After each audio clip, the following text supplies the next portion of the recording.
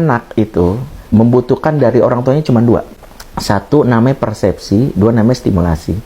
Anak yang dipersepsikan dari kecil bahwa salah satu dari orang tuanya itu jahat, mohon maaf karena curhatan dari mamahnya dengan mengatakan, mama ini korban bapakmu nak. Bapakmu jahat misalnya, maka pertama orang tua yang melakukan ini walaupun maksudnya mencari pembelaan, mendapatkan dua hal dari anaknya. Satu, anaknya akan menjadi anak yang durhaka, dan berarti kontribusi kita membuat anak durhaka dosa besar kan.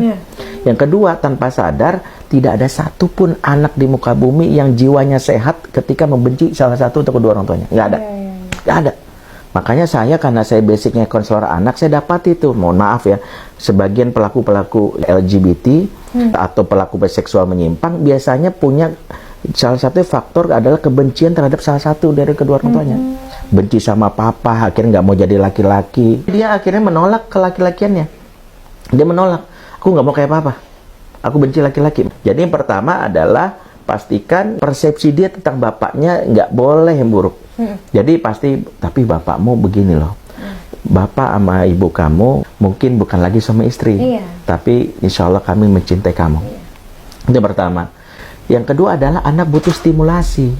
Azam ini laki-laki, mau nggak mau dia butuh figur laki-laki. Dan laki-laki itu harus dididik dengan cara laki-laki. Maka kenapa Nabi Muhammad meskipun yatim, tapi keayahannya tidak hilang. Dia diasuh pertama kali oleh suami dari Halimatus Sa'diyah, yaitu yang merawat Nabi pada saat di umur 0-5 tahun. Jadi ada laki-laki merawat. Kemudian kakeknya meninggal, diasuh oleh pamannya.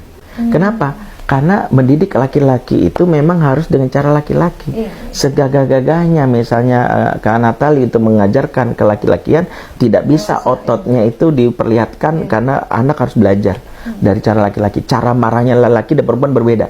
Walaysa dzakaru kal untha. Contoh, laki-laki kalau spontan ketawa dia akan biasa. Perempuan gitu.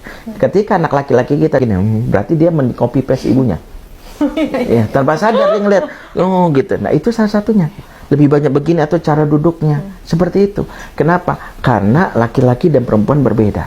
Karena itu dia butuh figur laki-laki. Terutama nanti di umur 7-15. Karena 0-7 itu eranya ibu, 7-19 eranya ayah. Ketika akal sudah mulai aktif dalam Islam, ketika dia sudah bisa bedakan kanan dan kiri, maka figur ayah masuk. Kenapa ayah? Karena ayah laki-laki.